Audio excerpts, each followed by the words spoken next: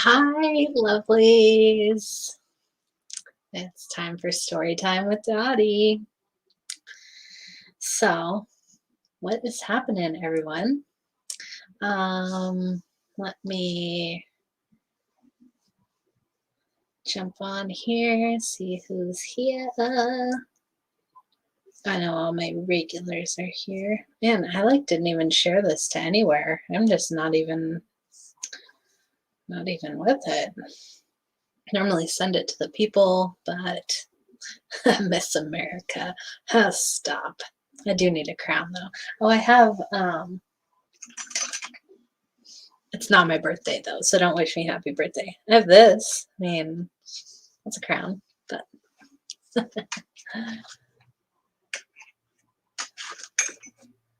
and it lights up too. So real fun. Give me just 1 second. Let me send this to the people. And then I'm going to show you the artwork that I did, as promised, for Kirk. And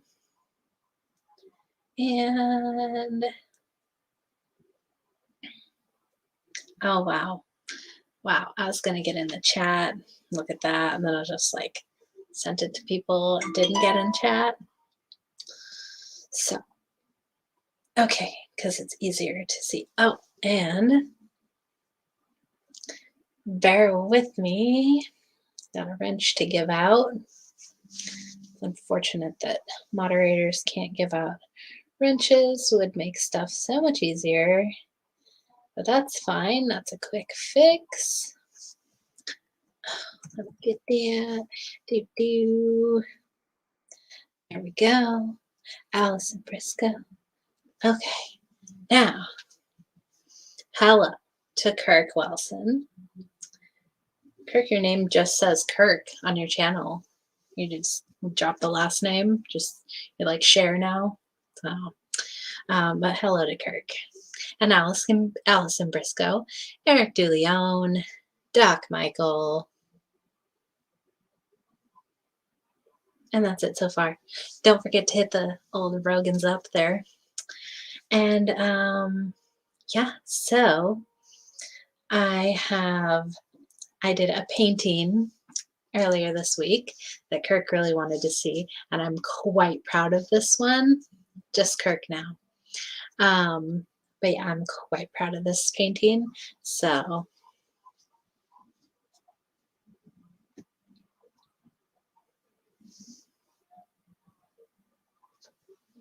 isn't that freaking awesome? Painted the Oogie Boogie Man from the the Nightmare Before Christmas. So pretty happy with that. And then also, if you give me 1 second, I have a picture here that, let's see if I can share this. I don't know. I don't normally share from.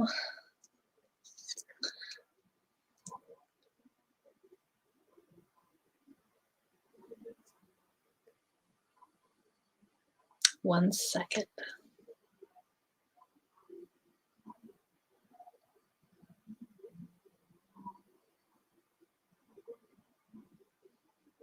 Okay, now let me see if I'm sharing that. Nightmare on My Street by Fresh Prince. Yep, close enough. Now, let's see. I don't know how to share from just a page on my computer, so let's see. I can probably, let's see if you can see it on my phone, because we have a blank wall in my kitchen, and so I put up all my paintings that I've done, and let's see if you can see that. Oh yeah, the glare is terrible. So I don't know how to share a picture from my computer. So yeah, I got some pretty good ones. Camera probably won't focus. So yeah, I've done quite a few, and oh, we need to go this way. There we go. This big one here, right there, that was from a paint and wine night that I went to. And then all the other ones were just me slapping paint on a canvas, and whatever came out, came out. So let me go back to my chat because it's easier to scroll through on my phone. So let's see, there's too many good live streams that I want to listen to on Wednesdays. Wednesdays is the best day for live streams. Yeah, and you know what? The reason that I picked Wednesdays is because I was like, oh, I don't know if like people stream on Wednesday. Like that seemed to be like an open day. But you know what? You just can't, it can't be helped. Like everything, I don't know, there's only so many days in the week, and you gotta go with what works. So Wednesday is my day to stream story time, but I know that Rasta Bear, he's just now starting streaming as well. I don't know if he's going to stick with Wednesdays, but it's all good. I mean, all these videos can be watched later. So yeah, those are beautiful. Thank you very much. Slap and paint on a canvas looks pretty cool from here. Thank you. Yes, I'm quite pleased with them, actually. Flip between them, Eric. Yeah, there you go. Put them on your Facebook page, all those photos. Yep, they're all on my Facebook. Sufanelli is here. Those look gorgeous. Thank you. Am I going to Flattoberfest? I am planning on it. I still don't have a plane ticket, and I still don't have the money for a plane ticket, but I am trusting that I will be provided for. I'm still waiting on a settlement from Amazon, so that will help quite a bit.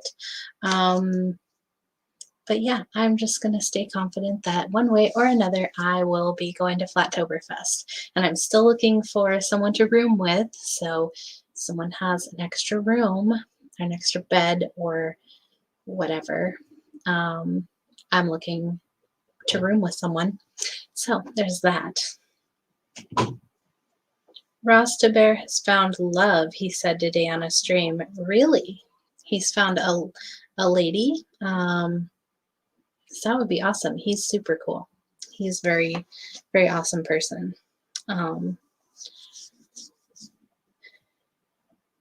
Hey, you sound just like me. No plane ticket, no money, no place to stay yet. Yeah, exactly. Just manifest the shit out of that. Like, we're going to be there. It's going to happen. So, yeah. What's happening with everyone? Oh, so, really funny. Today, well, the other day I went through one of our kitchen cabinets and I took out all the crap that doesn't need to be in there, rearranged it, made it so much better. Thank you, Suzette Ann. Thank you very much. I've been enjoying painting quite a bit. It's quite a good therapy when you have a mind that doesn't stop overthinking. It's good to just settle down. And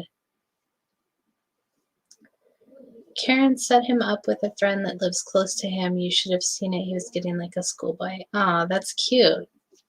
Yeah, he's awesome. He deserves a nice lady in his life.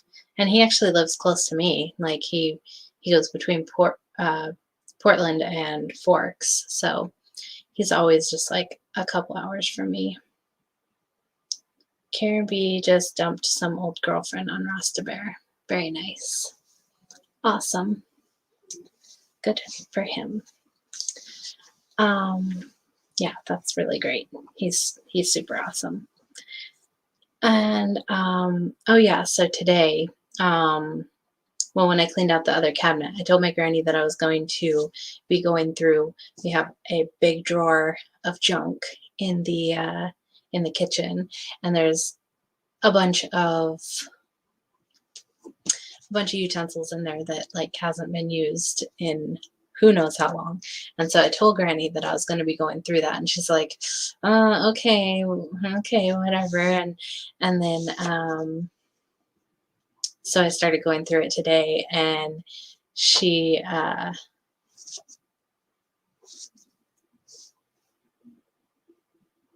don't know, I got distracted. So she was like, she's like, oh, you're doing that today? And I said, yeah. And so I took everything out of the drawer, and I went through all the like just stuff that doesn't need to be in there, totally redid it, and we got rid of a bunch of stuff. It's in a box. I'm going to take it to Goodwill. But the funniest thing, like my granny she eats baked potatoes. And if she has mashed potatoes, she uses like the instant ones. She's got this potato masher that, I mean, it's older than me for sure. And we had another masher, which my mom and I agree is the better masher. And so we were like, oh, okay, well, we're going to get rid of this old potato masher.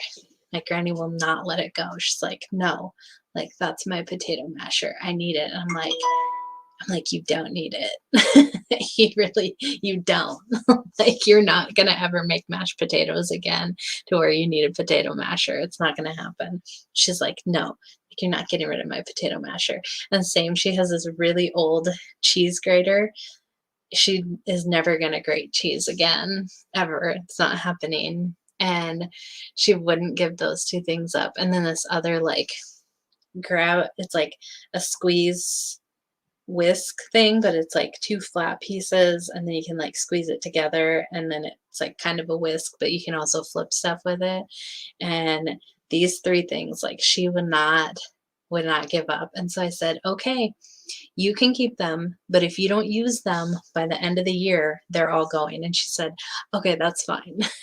At this point though, I'm thinking of just like grabbing them out of the drawer when I take this stuff to Goodwill. I'm just like, oh, they're gone. They're out of here. But man, it's so funny. So funny. Sue has a sugar daddy that pays for trips to the meetings. Can I get in on that? Like, does he need another baby? Because, like, I'm down for a sugar daddy at this point. My job ends on Friday. I have 4 hours of work left. And no, she does not. Sue does not have a sugar daddy. Sue's a hardworking woman. She pays her way. Um, but yeah, my job ends on Friday, and I have no job lined up. I'm still waiting on unemployment to come through, and I'm trying to figure out what I can sell to make money. And I really don't know, honestly, but I am going to get my Zumba account activated again. So then I will be a Zumba instructor because I got licensed for that a few years ago. And so I haven't done anything with it for a long time. And so I'm reactivating my account. And so then I can do like virtual Zumba classes. So I can get paid to work out basically. And yeah, super excited for that. But I don't know. It's kind of a crazy time right now. All the jobs around me are quite lame. Yeah, it's very hard to find places that are not requiring nonsense for me to work there.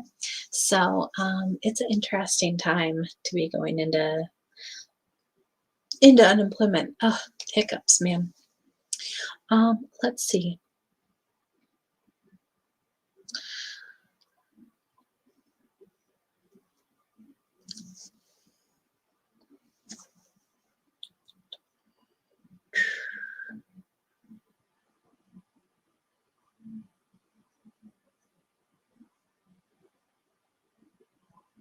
Think I'm gonna not eat for 40 days and lose weight. Yeah, I mean fasting is really good for you, so you can do it. I did a 4.5 day water fast a few months ago, and it was quite good. I would like to do a week-long one, and I've heard that the people who do like a 30-day water fast, they always have some kind of spiritual awakening and just get really connected with the creator and the realm, and like all kinds of crazy shit happens when you are not eating for 30 days. So yeah.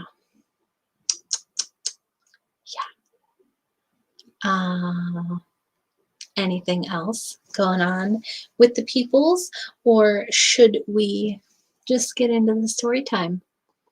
I thought that Zulu 1 was going to show up, but he's not here. And that's fine. He's probably sleeping. I know he wasn't feeling good last week, so he might still not be feeling that great. So yeah, I think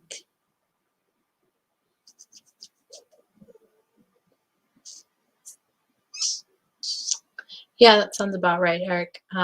About 300 for a flight for me to go over there, which is not bad. Not bad at all. I think I paid like close to 5 last time I went, so it's not bad at all. And you might be happy or sad to know, I don't know, but we only have 2 more weeks of this book left, Prince Caspian. And no, we are not going on to the Lord of the Rings yet because we still have 3 more books in this series to finish. So, but this week we'll be doing 2 chapters, and next week will be 3 chapters, and that'll be finishing out Prince Caspian. So, it's pretty exciting. But yeah, getting ever closer to my most favorite book in the series, which is The Voyage of the Dawn Treader. Very excited to read you guys that one. Very excited. It's going to be awesome. It's going to be really good. Yeah. Yeah. So, okay, let's do this. We're on Prince Caspian, Still, Prince Caspian. Ah, see, there he is. And we're on chapter 11. The Lion Roars. Already sounds intense. When the whole party was finally awake, Lucy had to tell her story for the 4th time. The blank silence which followed it was as discouraging as anything could be. "I can't see anything," said Peter after he had stared, his eyes sore. "Can you, Susan?" "No, of course I can't," snapped Susan, "because there isn't anything to see. She's been dreaming. Do lie down and go to sleep, Lucy." Where is my cute ponytail? Yeah, just like wild and free today. No ponytail. Just wow. I thought that maybe I could possibly get more views on my story times if my thumbnail was of me instead of just of the book title. Because I feel like people really look at the thumbnails when they're like scrolling through. And so if they see like a pretty girl, be like, "Ooh, maybe I'll check that out because it looks like there are pretty girls there." So, why not use it to draw the people in, get them sucked into story time. So, but if you're new here, make sure and go and listen to all the other stories. The Magician's Nephew, The Lion, the Witch, and the Wardrobe, The Horse and His Boy, and Prince Caspian. You can listen to all of them in a row. Just hit play and it's just gonna go. And you get some bonus of me rambling in between. So it's really great. It's a great time.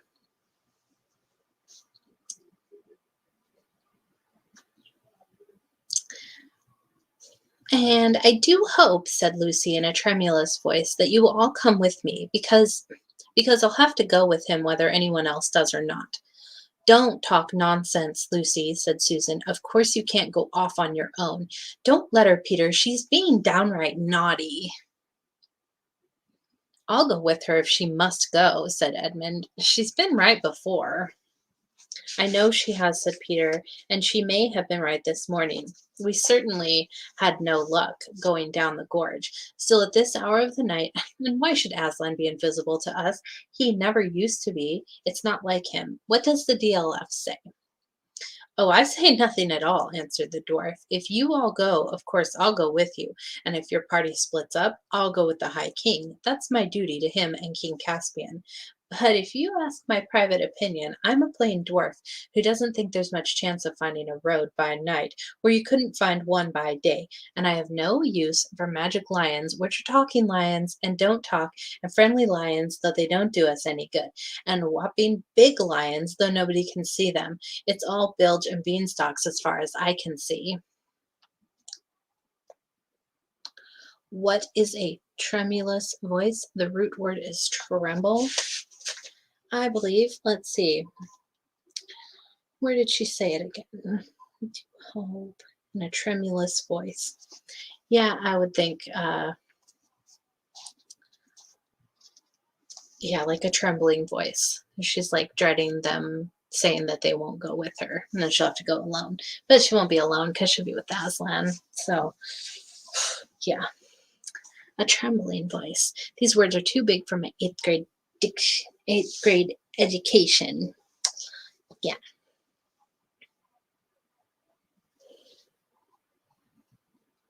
"He's beating his paw on the ground for us to hurry," said Lucy. "We must go now. At least I must." "You've no right to try to force the rest of us like that. It's 4-1 and you're the youngest," said Susan. "Oh, come on," growled Edmund. "We've got to go. There'll be no peace till we do."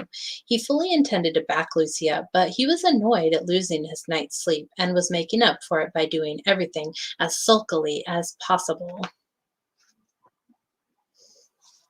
On the march, then, said Peter, warily fitting his arm into his shield strap and putting his helmet on. At any other time, he would have said something nice to Lucy, who was his favorite sister, for he knew how wretched she must be feeling, and he knew that whatever had happened, it was not her fault, but he couldn't help being a little annoyed with her all the same. Susan was the worst. Supposing I started behaving like Lucy, she said, I might threaten to stay here whether the rest of you went on or not. I jolly well think I shall. Obey the High King, your Majesty, said Trumpkin, and let's be off. If I'm not to be allowed to sleep, I'd as soon march as stand here talking. And so at last they got on the move. Lucy went first, biting her lip and trying not to say all the things she thought of saying to Susan, but she forgot them when she fixed her eyes on Aslan. He turned and walked at a slow pace about 30 yards ahead of them. The others had only Lucy's directions to guide them, for Aslan was not only invisible to them, but silent as well. His big cat-like paws made no noise on the grass. Was or is favorite sister. This book reads too much in third person. It's kind of wonky. Yeah, well, I mean, it was written in like the 50s, I think, by like a British guy. Let's see. 1951. Yeah. Yeah. It was a good hot minute ago. Sue in the book again, beginning to think of narcissism. We love Sue. Let's see. And so at last they got on the move. Lucy went, oh no, his paws made no noise on the grass. We already read that. Okay. He led them to the right of the dancing trees. Whether they were still dancing, nobody knew, for Lucy had her eyes on the lion, and the rest had their eyes on Lucy, and near the edge of the gorge. Cobbles and kettle drums, thought Trumpkin. I hope this madness isn't going to end in a moonlight climb and broken necks. For a long way Aslan went along the top of the precipices. Then they came to a place where some little trees grew right on the edge. He turned and disappeared among them. Lucy held her breath, for it looked as if he had plunged over the cliff, but she was too busy keeping him in sight to stop and think about this. She quickened her pace and was soon among the trees herself. Looking down, she could see a steep and narrow path going slantwise down into the gorge between rocks, and Aslan descending it. He turned and looked at her with his happy eyes. Lucy clapped her hands and began to scramble down after him. From behind her, she heard the voices of the others shouting, Hi, Lucy, look out for goodness sake. You're right on the edge of the gorge. Come back. And then a moment later, Edmund's voice saying, No, she is right there. There is a way down. Halfway down the path, Edmund caught up with her. Look, he said in great excitement. Look, what's that shadow crawling down in front of us? It's his shadow, said Lucy. I do believe you're right, Lou, said Edmund. I can't think how I didn't see it before. But where is he? With his shadow, of course. Can't you see him? Well, I almost thought I did for a moment. It's such a rum light. Get on, King Edmund, get on, came Trumpkin's voice from behind and above, and then farther behind and still nearly at the top, Peter's voice saying, Oh, buck up, Susan, give me your hand. Why, a baby could go down there. And do stop grousing. What is grousing? Complaining? You're correct. These words are interesting, to say the least. In a few minutes, they were at the bottom, and the roaring of water filled their ears. Treading delicately like a cat, Aslan stepped from stone to stone across the stream. In the middle, he stopped, bent down to drink, and as he raised his shaggy head, dripping from the water, he turned to face them again. This time, Edmund saw him. Oh, Aslan, he cried, darting forward, but the lion whisked round and began padding up the slope on the far side of the rush. Peter, Peter, cried Edmund, did you see? I saw something, said Peter, but it's so tricky in this moonlight. On we go, though, and 3 cheers for Lucy. I don't feel half so tired now either. Buck up. I haven't heard that phrase since I was a wee lad, halfway up to my mother's knee. Yeah, well, you just heard it today. Buck up, youngin'. Good stuff. Aslan, without hesitation, led them to their left, farther up the gorge. The whole journey was odd and dreamlike. The roaring stream, the wet, gray grass, the glimmering cliffs which they were approaching, and always the glorious, silently pacing beast ahead. Everyone except Susan and the dwarf could see him now. Presently they came to another steep path, up the face of the farther precipices. These were far higher than the ones they had just ascended, and the journey up them was a long and tedious zigzag. Fortunately, the moon shone right above the gorge, so that neither side was in shadow. Crossing, complain, pettily, grumble. Yep, sounds about right. All this old English, it's pretty crazy, but it sounds pretty poetic also. Yes, yes, indeed. That's why I like these stories so much, because they're just wonderful. I'm high degree. Hello. Soda seeds. That's right. Yeah, see my right there. Plant a seed. See that? Plant a seed.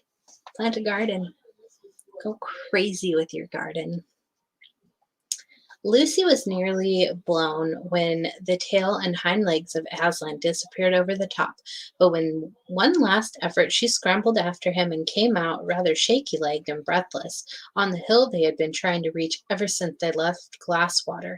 The long, gentle slope, heather and grass, and a few very big rocks that shone white in the moonlight, stretched up to where it vanished in a glimmer of trees about half a mile away.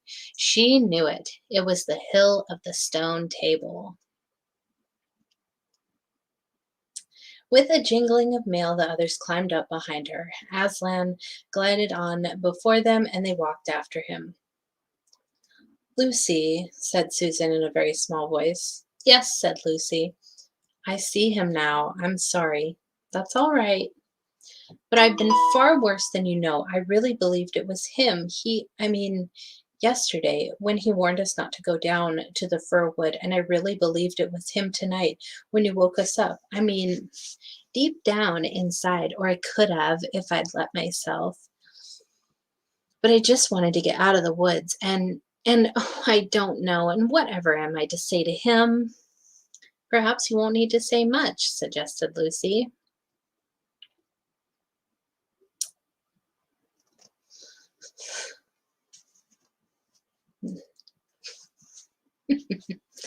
Soon they reached the trees, and through them the children could see the great mound, Aslan's How, which had been raised over the table since their days. Our side don't keep very good watch, muttered Trumpkin. We ought to have been challenged before now. Hush, said the other four, for now Aslan had stopped and turned and stood facing them, looking so majestic that they felt as glad as anyone can who feels afraid, and as afraid as anyone who can, and as afraid as anyone can who feels glad. The boys strode forward. Lucy made way for them. Susan and the dwarf shrank back.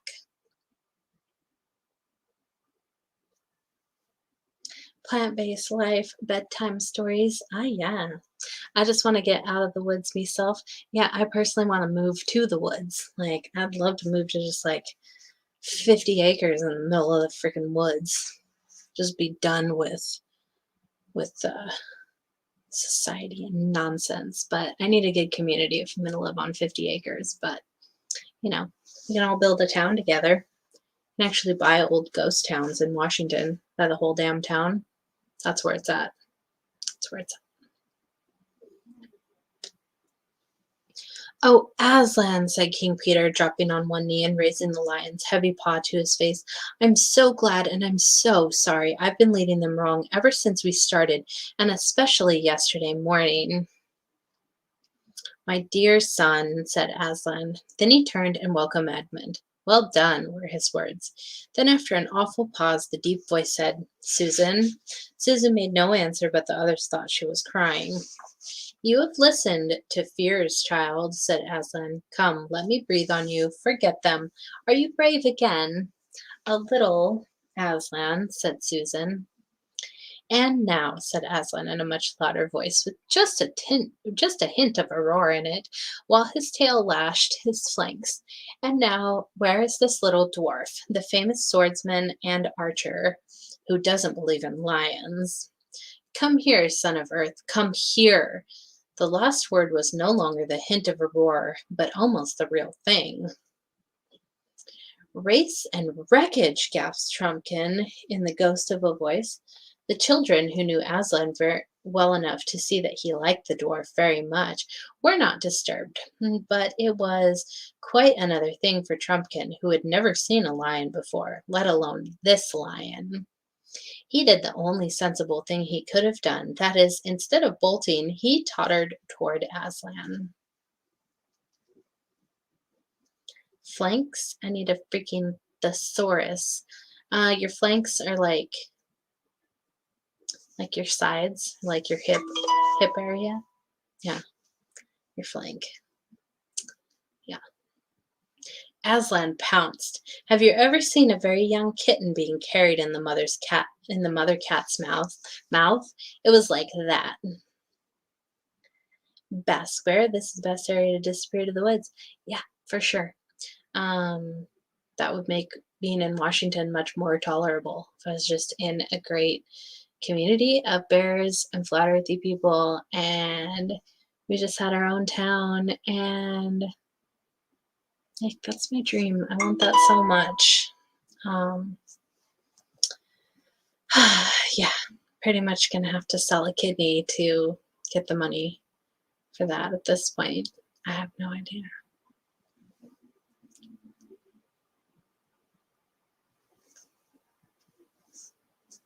The dwarf, hunched up in a little miserable ball, hung from Aslan's mouth.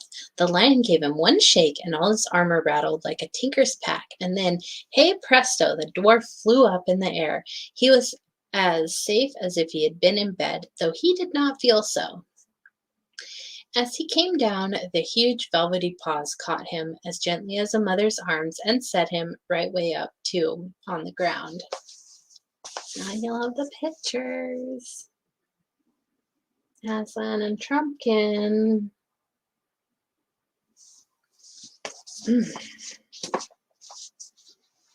Oh, I thought I'd got her mad.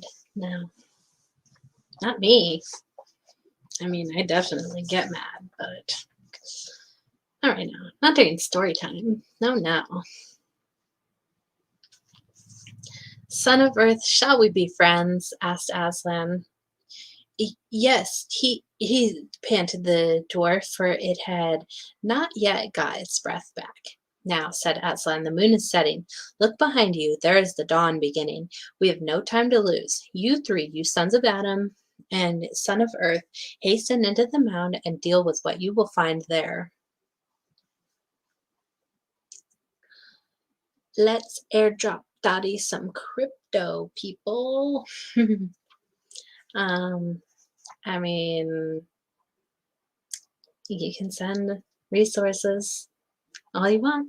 P.O. Box 1598, Shelton, Washington, 98584. PayPal.me/Finding Dottie. And Cashapp $Dottiesdomes. Send reserves to the front line. My job ends on Friday, and I have nothing lined up. So I don't know how I'm not like more stressed about that, but I really believe that like I will be provided for. I will be taken care of, and Yah is not going to let me down. He's never let me down so far. So I don't think he's going to let me down this time either. So excited to see what comes next. Gonna be very interesting to see where I go from here. The dwarf was still speechless, and neither of the boys dared to ask if Aslan would follow them. All three drew their swords and saluted, then turned and jingled away into the dusk. Lucy noticed that there was no sign of weariness in their faces.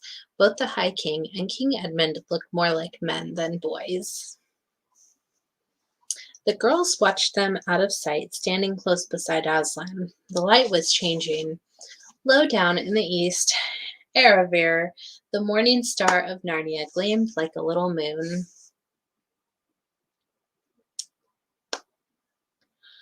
Aslan, who seemed larger than before, lifted his head, shook his mane, and roared. The sound, deep and throbbing at first like an organ beginning on a low note, rose and became louder and then far louder again till the earth and air were shaking with it. It rose up from that hill and floated across all Narnia. Down in Miraz's camp, men woke, stared palely in one another's faces, and grasped their weapons. Down below that in the great river, now at its coldest hour, the heads and shoulders of the nymphs and the great weedy-bearded head of the river god rose from the water. Beyond it, in every field and wood, the alert ears of rabbits rose from their holes. The sleepy heads of birds came out from under wings. Owls hooted, vixens barked, hedgehogs grunted, the trees stirred. In towns and villages, mothers pressed babies close to their breasts, staring with wild eyes. Dogs whimpered, and men leaped up, groping for lights. Far away on the northern frontier, the mountain giants peered from the dark gateway of their castles. You won't ever quit, Eric. Don't fool yourself. What Lucy and Susan saw was a dark something coming to them from almost every direction across the hills. It looked first like a black mist creeping on the ground, then like the stormy waves of a black sea rising higher and higher as it came on, and then, at last, like what it was, woods on the move. All the trees of the world appeared to be rushing toward Aslan, but as they drew nearer they looked less like trees, and when the whole crowd, bowing and curtsying and waving thin long arms to Aslan, were all around Lucy, she saw that it was a crowd of human shapes. Pale birch girls were tossing their heads. Willow women pushed back their hair from their brooding faces to gaze on Aslan. The queenly beeches stood still and adored him. Shaggy oak men, lean and melancholy elms, shock-headed hollies, dark themselves, but their wives all bright with berries, and gay rowans, all bowed and rose again, shouting, "Aslan! Aslan!" in their various husky or creaking or wave-like voices. The crowd in the dance round Aslan, for it had become a dance once more, grew so thick and rapid that Lucy was confused. She never saw where certain other people came from, who were soon capering about among the trees. One was a youth, dressed only in a fawn skin, with vine leaves wreathed in his curly hair. His face would have been almost too pretty for a boy's if it had not looked so extremely wild. You felt, as Edmund said when he saw him a few days later, there's a chap who might do anything, absolutely anything. He seemed to have a great many names. Bromios, Baceras, and the Ram were three of them. There were a lot of girls with him, as wild as he. There was even, unexpectedly, someone on a donkey, and everybody was laughing and everybody was shouting out, "Ewan, Ewan, ew, ew." I don't know what kind of chant that is. Short-headed Holly, what the?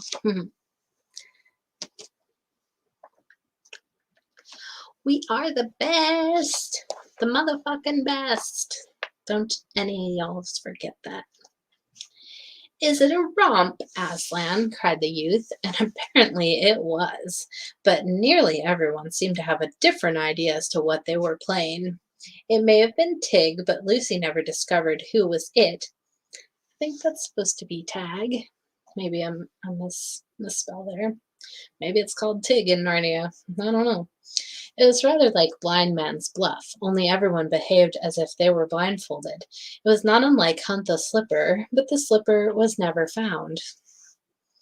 What made it more complicated was that the man on the donkey, who was old and enormously fat, began calling out at once, "Refreshments! Time for refreshments!"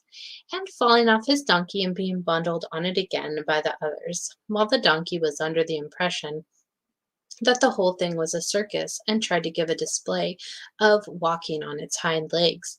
And all the time there were more and more vine leaves everywhere. And soon not only leaves but vines. They were climbing up everything. They were running up the legs of the tree people and circling around their necks. Lucy put up her hands to push back her hair and found she was pushing back vine branches. The donkey was a mass of them. His tail was completely entangled, and something dark was nodding between his ears. Lucy looked again and saw it was a bunch of grapes. After that, it was mostly grapes, overhead and underfoot and all around. Haven't played Blind Man's Bluff in 30 years. I don't believe that I've ever played it, actually. Doesn't sound familiar. Played tag, Red Rover. I don't even know. "Refreshments, refreshments!" roared the old man. Everyone began eating, and whatever hot houses your people may have, you have never tasted such grapes. Really good grapes, firm and tight on the outside, but bursting into cool sweetness when you put them into your mouth, were one of the things the girls had never had quite enough of before. Here there were more than anyone could possibly want, and no table manners at all. One saw sticky and stained fingers everywhere, and though mouths were full, the laughter never ceased, nor the yodeling cries of "Iwan, Iwan, Ew, ew, ooey," till all of a sudden everyone felt at the same moment that the game, whatever it was, and the feast ought to be over. And everyone flopped down breathless on the ground and turned their faces to Aslan to hear what he would say next. At that moment, the sun was just rising, and Lucy remembered something and whispered to Susan, "I say, Sue, I know who they are." "Who?" "The boy with the wild face is Bacchus, and the one on the old donkey is Silenus. Do you remember Mr. Tumnus telling us about them long ago?" "Yes, of course. But I say, Lou." "What?" "I wouldn't have felt safe with Bacchus and all his wild girls if we'd met them without Aslan." "I should think not," said Lucy. "Blind Man's Bluff is when you play hide and seek in the dark, and if you catch them on, you have to guess who it is in the dark." Oh, okay. Nothing but feelings, yes. Chapter 12. Sorcery and Sudden Vengeance. Ooh, man. Meanwhile, Trumpkin and the two boys arrived at the dark little stone archway which led into the inside of the mound, and two sentinel badgers, the white patches on their cheeks were all Edmund could see of them, leaped up with bared teeth and asked them in snarling voices, "Who goes there?" "Trumpkin," said the dwarf, bringing the High King of Narnia out of the far past. The badgers nosed at the boys' hands. "At last," they said, "at last." "Give us a light, friends," said Trumpkin. The badgers found a torch just inside the arch, and Peter lit it and handed it to Trumpkin. "The DLF had better lead," he said. "We don't know our way about this place." Trumpkin took the torch and went ahead into the dark tunnel. It was a cold, black, musty place, with an occasional bat fluttering in the torchlight, and plenty of cobwebs. The boys, who had been mostly in the open air ever since that morning at the railway station, felt as if they were going into a trap or a prison. "I say, Peter," whispered Edmund, "look at those carvings on the walls. Don't they look old? And yet we're older than that.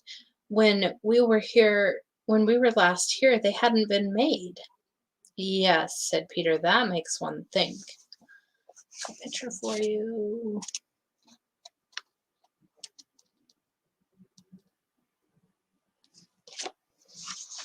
I know how you like the pictures. The dwarf went on ahead, and then turned to the right, and then to the left, and then down some steps, and then to the left again. Then at last they saw a light ahead, light from under a door, and now for the first time they heard voices, for they had come to the door of the central chamber. The voices inside were angry ones. Someone was talking so loudly that the approach of the boys and the dwarf had not been heard. "Don't like the sound of that," whispered Trumpkin to Peter. "Let's listen for a moment." All three stood perfectly still on the outside of the door. "You know well enough," said a voice. "That's the king," whispered Trumpkin. "Why, the horn was not blown at sunrise this morning. Have you forgotten that Miraz fell upon us almost before Trumpkin had gone, and we were fighting for our lives for the space of 3 hours and more? I blew it when first I had a breathing space." Dwarf, you mean the little person? Triggered. I mean, compared to some people, I'm a little person, so, But I happen to like tall men, so there's that. And I'm not short. I'm fun-sized, being 5'3". So Trump's kin, yeah. Vertically challenged. I know. You really got to hand it to us short people because we can't reach it if you don't. But there are benefits of being small. You fit in like airplanes, and you fit in roller coasters, and you could be fired out of a cannon if you're small enough. So there's that. Could live in a broom cupboard if I wanted.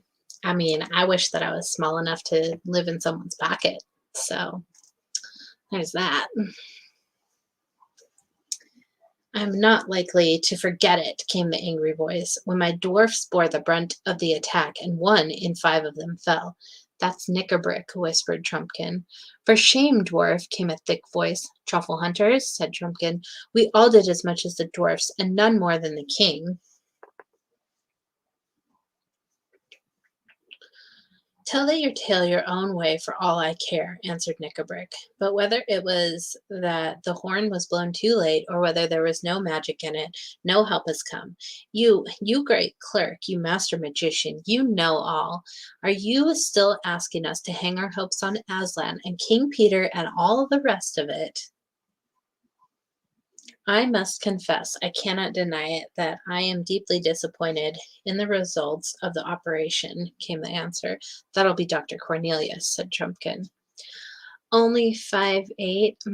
I mean, that's fine. You got a solid 5 inches taller than me, so that's not bad. I went on a date, I don't know, month and a half ago, something. And this guy was only 5'5". And I was like just slightly taller than him in my heels. And it just, no, just not for me. No, I want you to still have a good, have a couple inches on me when I'm in heels, which I don't wear heels that often, but yeah, definitely I'm just not into people who are even more fun sized than me. It's just not my thing. So yeah.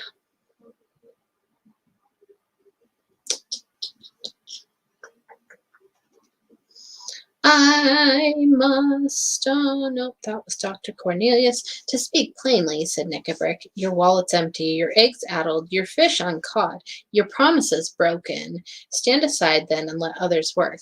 And that is why—" "The help will come," said Truffle Hunter. "I stand by Aslan. Have patience. Like us beasts, the help will come. It may be even now at the door.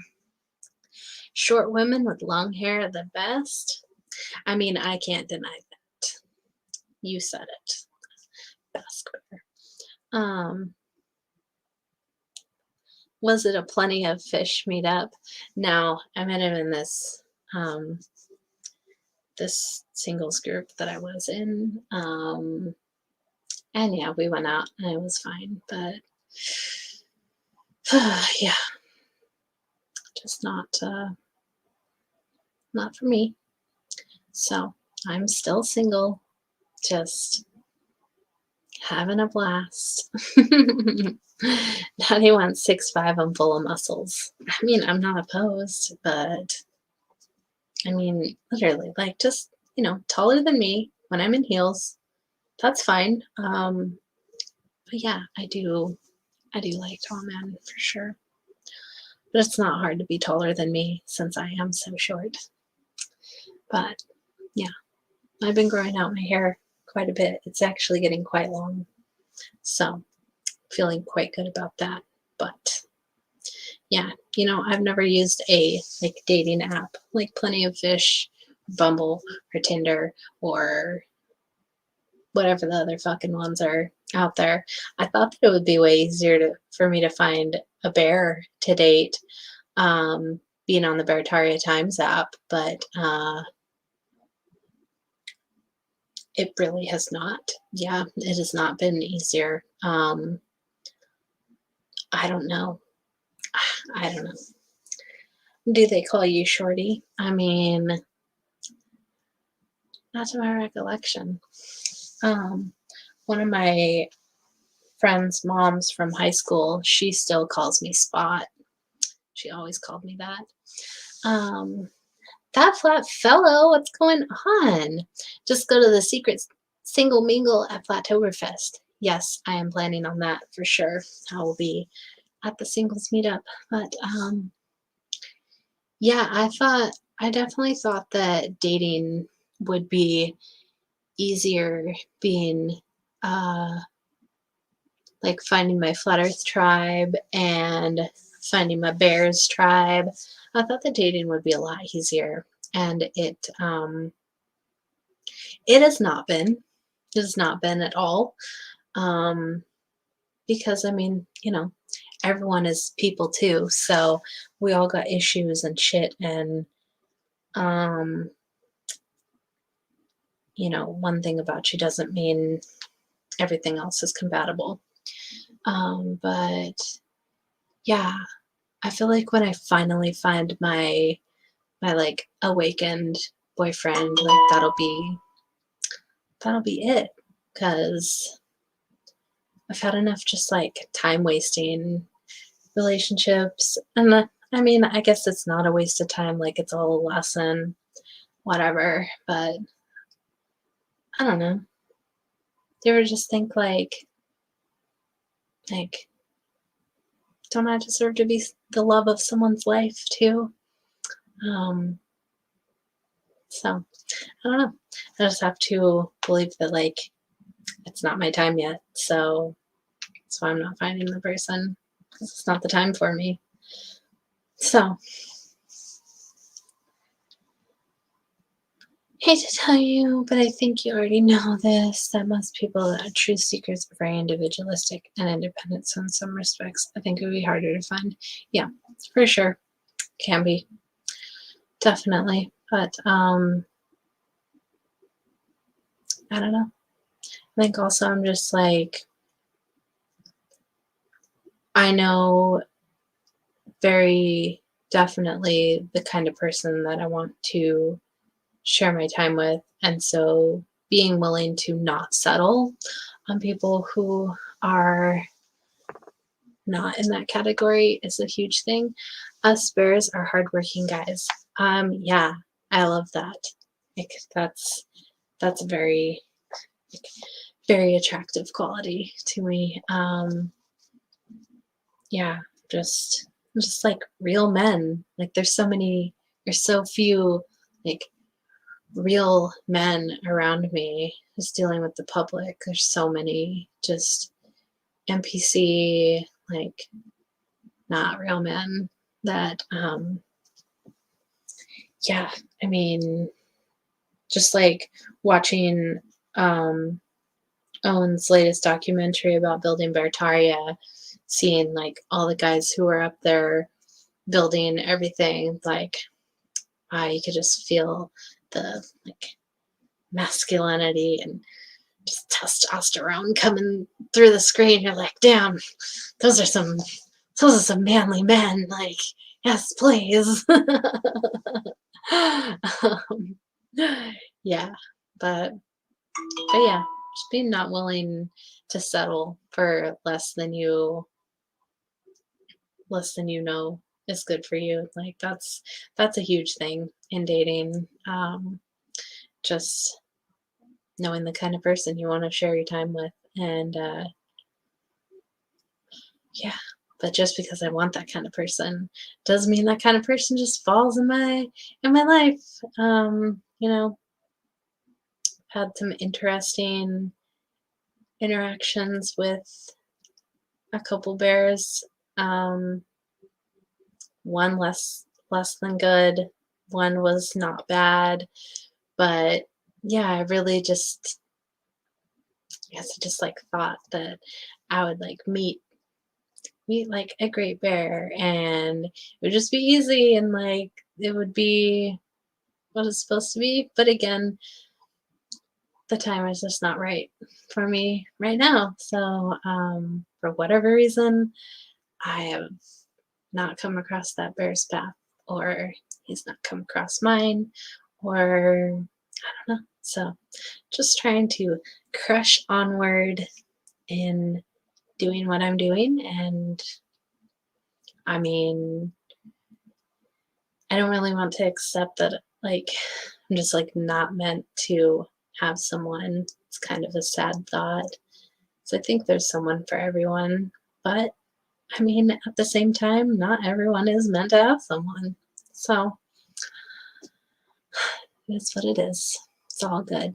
It's all good in the hood, man. Crush onward, crush on. Yeah, exactly.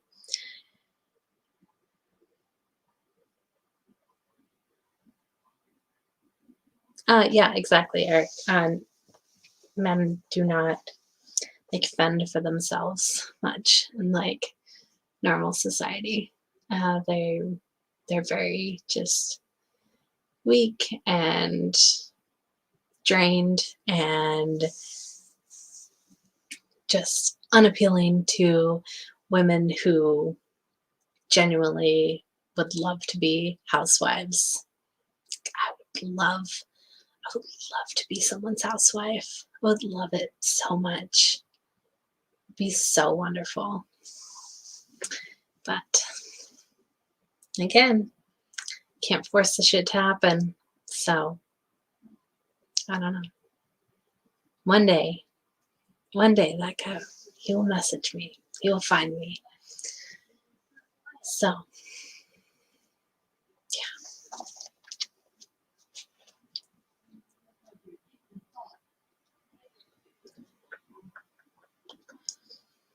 ha! Snarled Knickerbrick. You badgers would have us wait till the sky falls and we can all catch larks. I tell you, we can't wait. Food is running short. We lose more than we can afford at every encounter. Our followers are slipping away. Now you talking what a guy likes. Oh, yeah, I mean, I'll grow the garden. I will take care of the chickens. I'll take care of the goats. I'll take care of the house. I am getting my sourdough starter going again. So I'm going to be making bread again very soon. Super excited. Like, I know that I'm a catch, but can't be caught if no one is throwing the net. So there's that. Trying to hit you up, truth mama.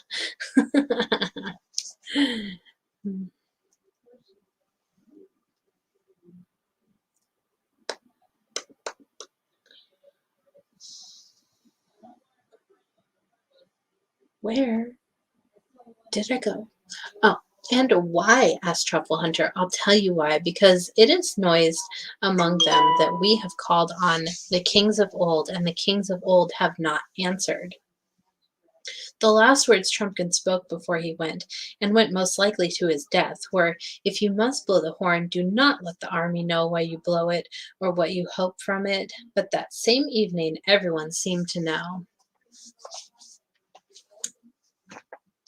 You'd better have shoved your gray snout in the hornet's nest, Badger, than suggest that I am the blab, said Knickerbrick. Take it back, or... Is that you with all the notifications? I have... Let's see. Let's see who's giving me the notifications. Yeah, nothing important. Nothing at all. Literally nothing at all. Just like girlfriends, whatever. So...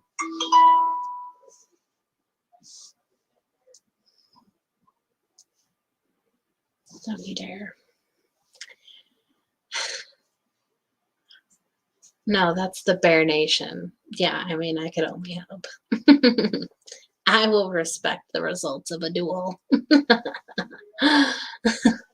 I guess just no one's looking to swoop up the legend retarded bear. I don't know. I mean, I think that I'm pretty awesome. So, whatever. It's all good. It really is. It really is all good. Blocked. Yes, exactly. Banned for life.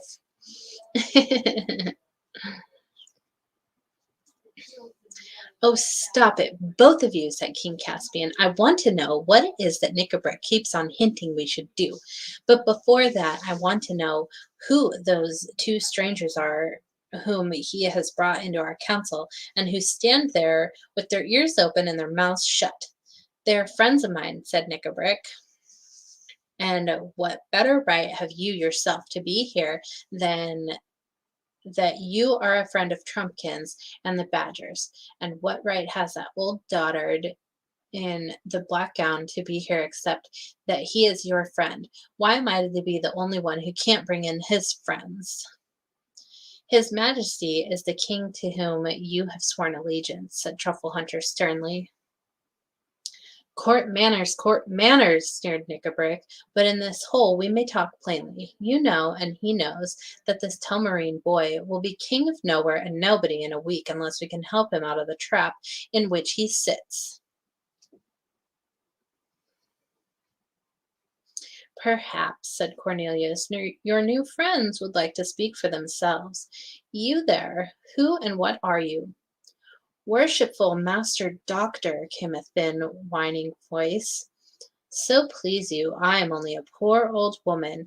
I am and very obliged to see his worshipful dwarfship for his friendship. Whew, now that's a tongue twister right there.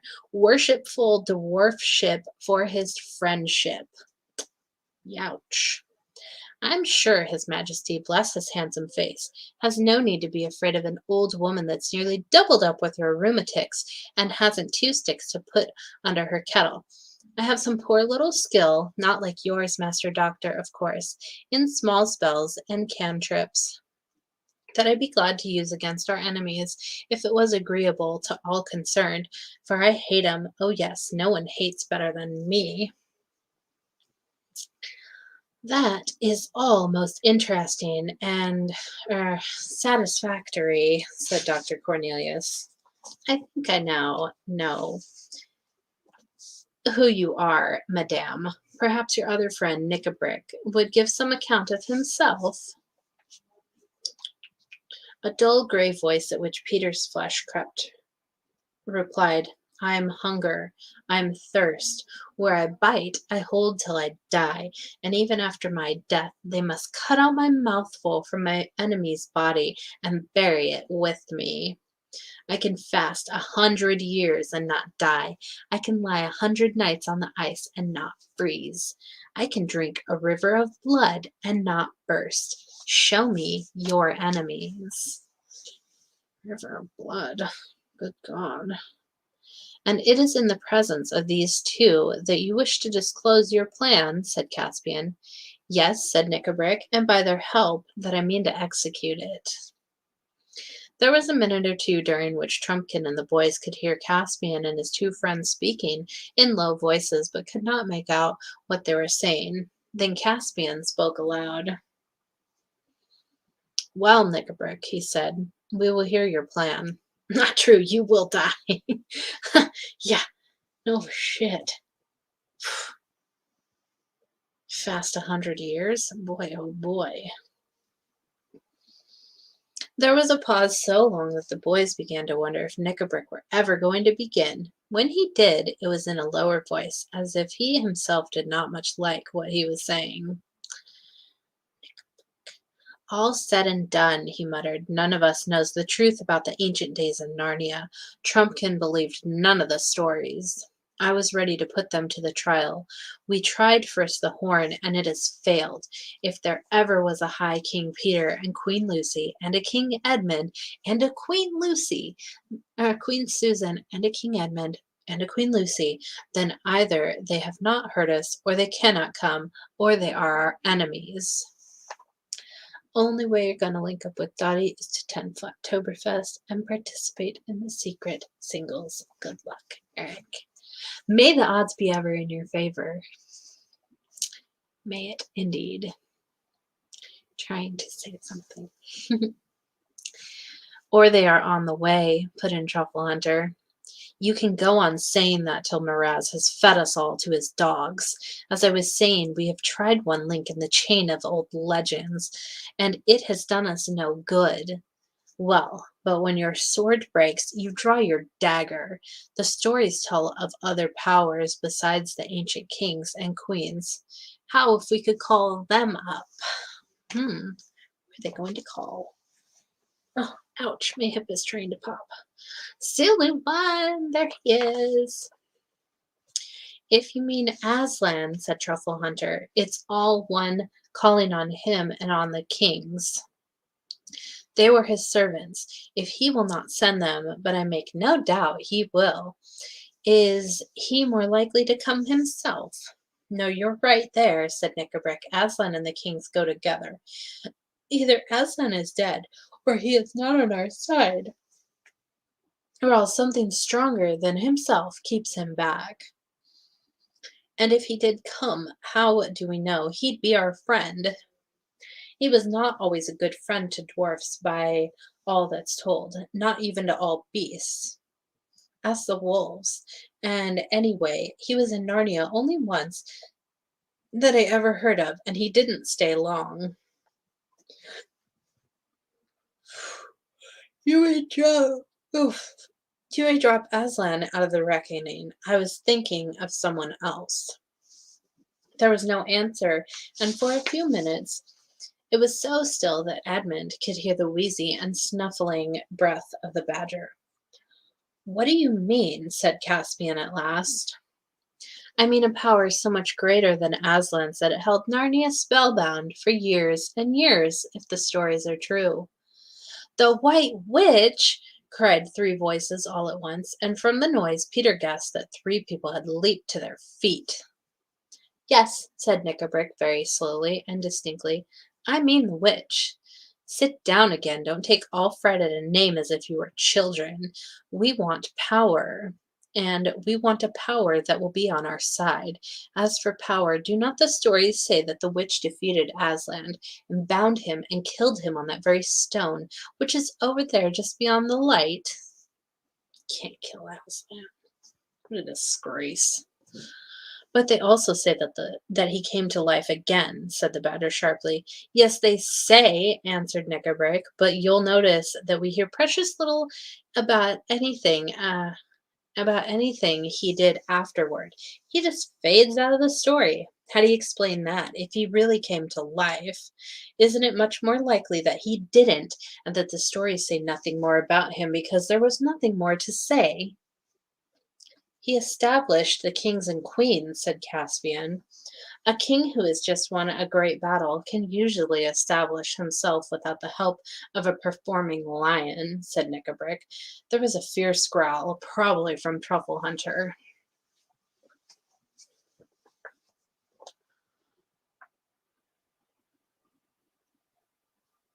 Algorithm, what's up?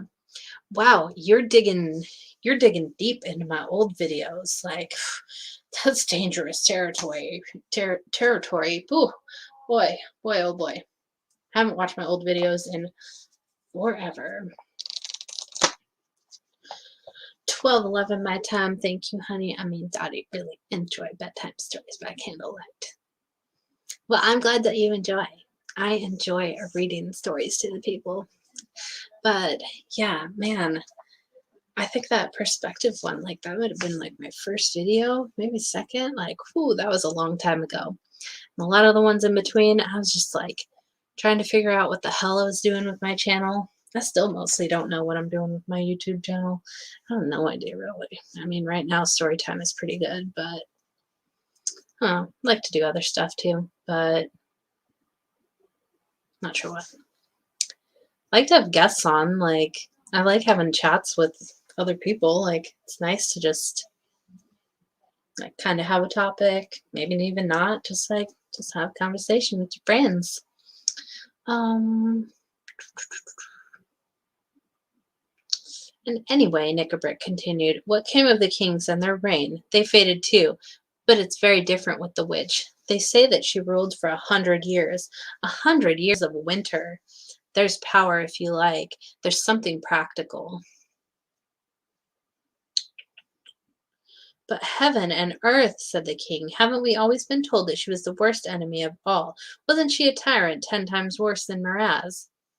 Perhaps, said Knickerbrick in a cold voice. Perhaps she was for you humans, if there were any of you in those days. Perhaps she was for some of the beasts. She stamped out the beavers, I dare say. At least there are none of them in Narnia now. But she got on all right with us dwarfs. I'm a dwarf, and I stand by my own people. We're not afraid of the witch. But you've joined with us, said Truffle Hunter. Yes, and a lot of good it has done my people so far, snapped Knickerbrick.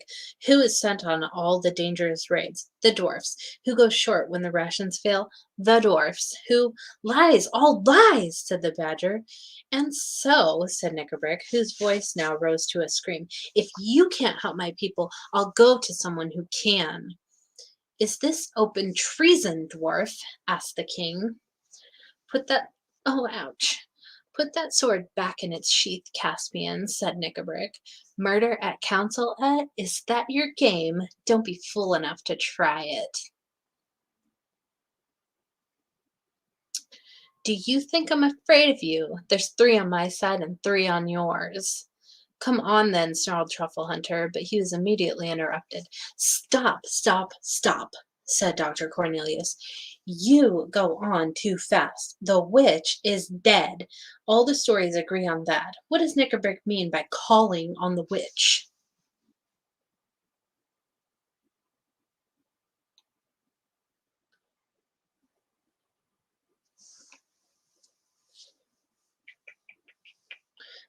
That gray and terrible voice which had spoken only once before said, "Oh, is she?" And then the shrill, whining voice began. Oh, bless his heart, his dear little majesty needn't mind about the white lady. That's what we call her, being dead.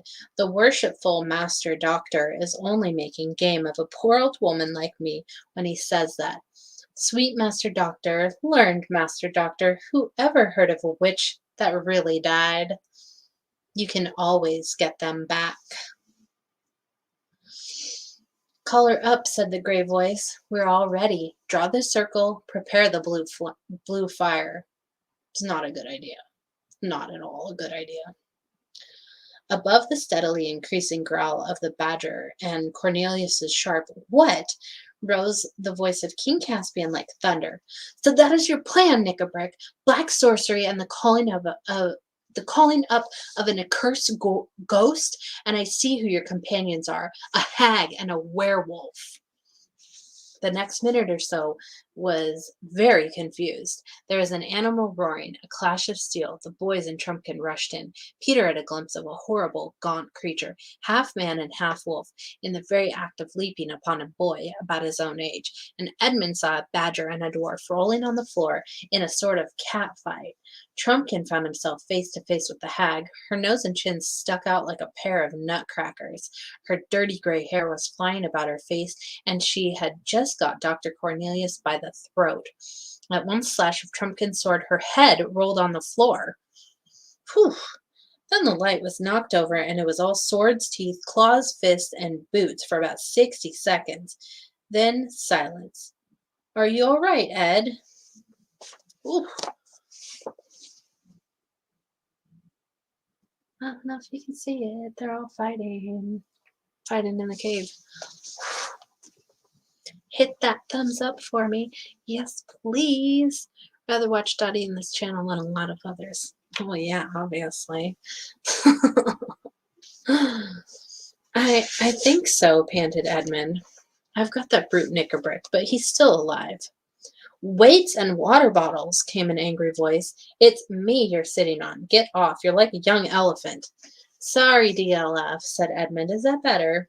Oh, no, bellowed Trumpkin. You're putting your boot in my mouth. Go away.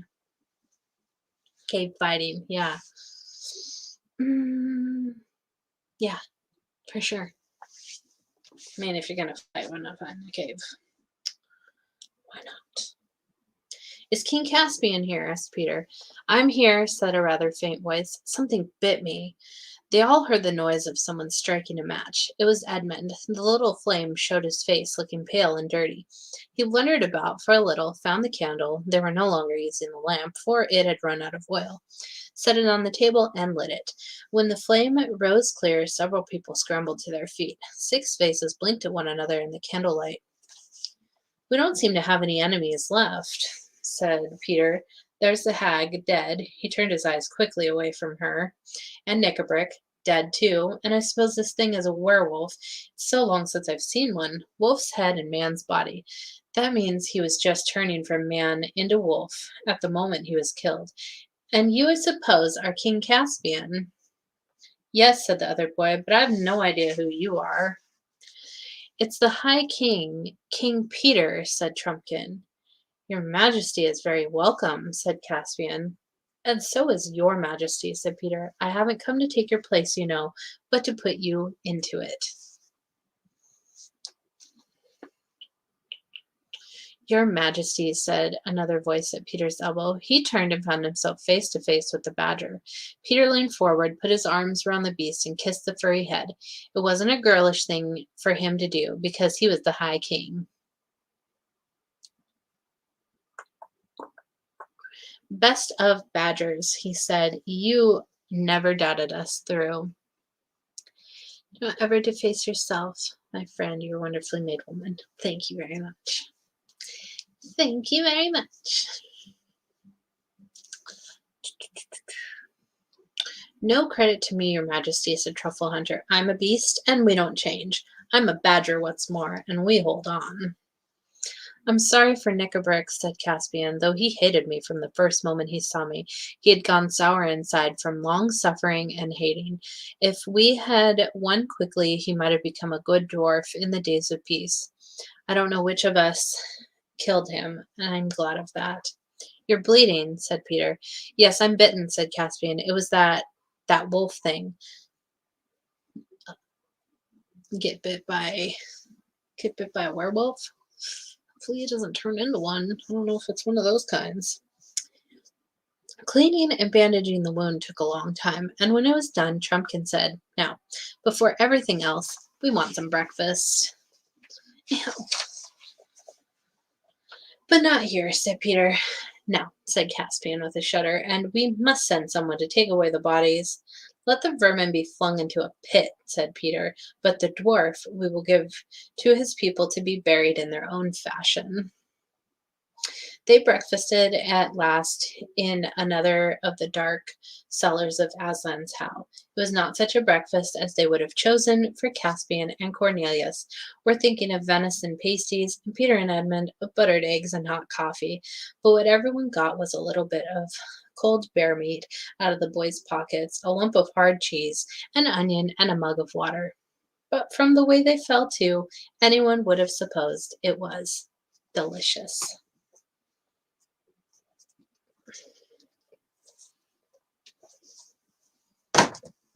And that is the end of story time for the night.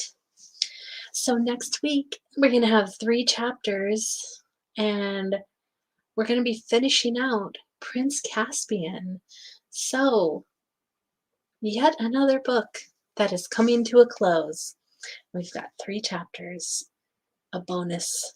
So I've only been doing 2 chapters, but you get 3 next week. So it's going to be just delightful.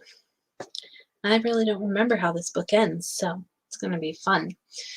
But yeah, let's see who's here. Let's see. Oh, excuse me. One moment, ladies and gentlemen. Bear with me. There are wrenches to be had up in this bitch. So, we're loading, screen loading. There we go. What's better? That's better.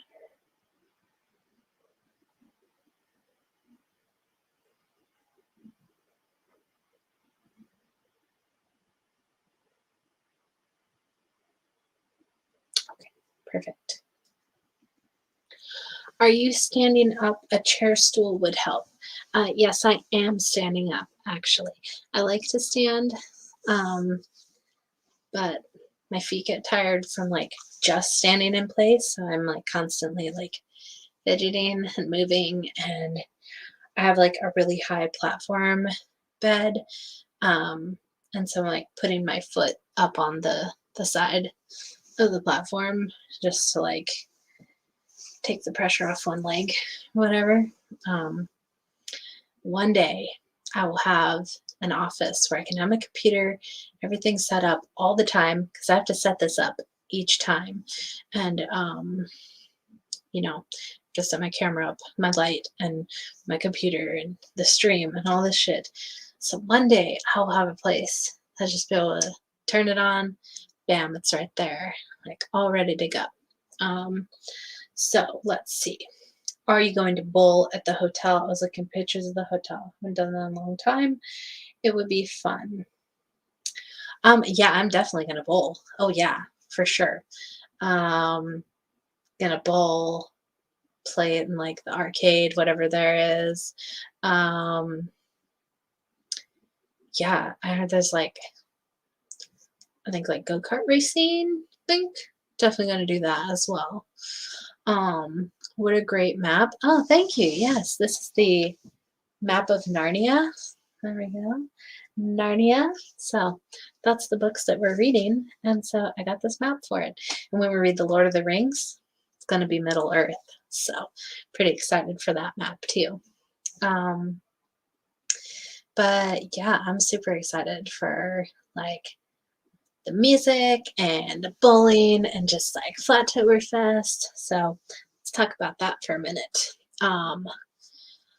Flattoberfest is going to be held in Spartanburg, South Carolina, October 23rd and 24th.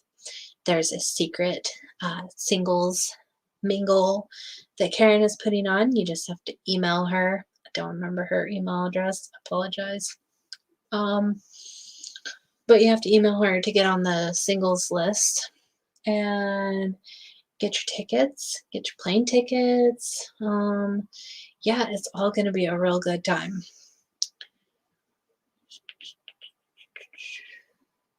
If I'm going to go to enjoy, just sit down and listen to the presenters, never really been to a conference like that yet. Well, weren't you at Flattoberfest last year? I mean, that was just a one day, but that was all the conference. Oh, and no problem on the wrench. I'll go. Don't want you to be left out. But yeah, I mean, this one is going to be awesome because it's going to be like Oktoberfest last year and then Solar Return this year combined. It'll be one day of presenters and one day of music and fun and all kinds of stuff. You can buy all kinds of cool souvenirs. I'll have my Wonder Domes there to sell those. And yeah, it's just going to be a really good time. Like a really good time. Not so secret mingle. Yes, exactly. Exactly. Yeah, it's going to be a lot of fun. I'm really excited about it.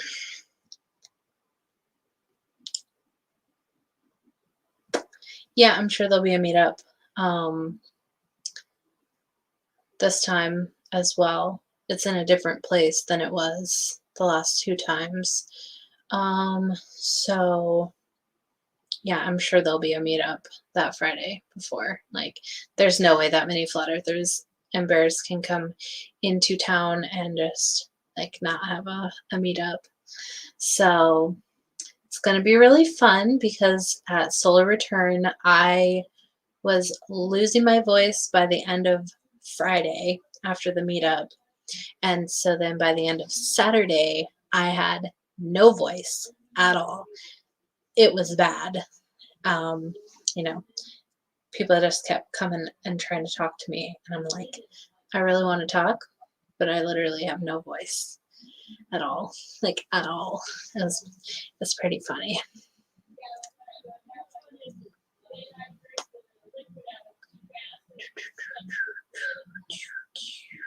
Shoeless Joe Jackson, baseball player.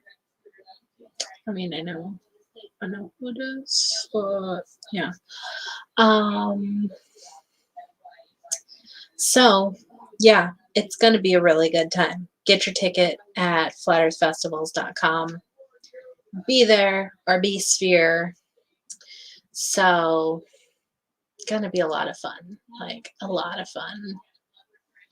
And let's see, what else should you get? You should get your tinfoil hat from thetinfoilhatfactory.com. You should get your salsa from www.imperiosalsa.com. And you should get the Flat Earth, Sun, Moon, and Zodiac Clock app for your phone, for your friend's phone. It's only $3, and it's totally worth it. So definitely get all of those things and get your tickets to Flattoberfest. Less than a month away at this point. La, you gave me that get away from me sucker face when I told you hello, face palm. No, that was just because I didn't know who you were until you said your name. And then I knew. But, like, you don't have a profile picture on your thing. So, like, I didn't know who you were. People are just like, oh, I know who you are, but I don't know who other people are. So, it's the struggle of my life there. So, let's see who's here, give some shout outs, and then it's about time to call it quits. So,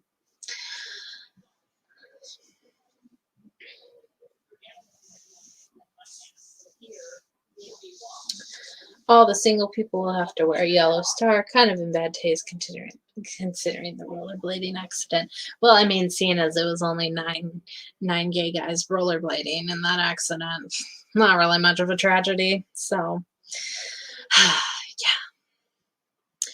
Hello to Algorithm, Eric DeLeon, Kirk, not Wilson anymore, just Kirk, Sue Finelli, Sulu1, Algorithm. Did I say your name?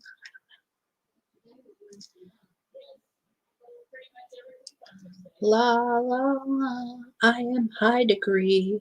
Hello, hello, that flat fellow. Who else is here? Well, it won't scroll up any further.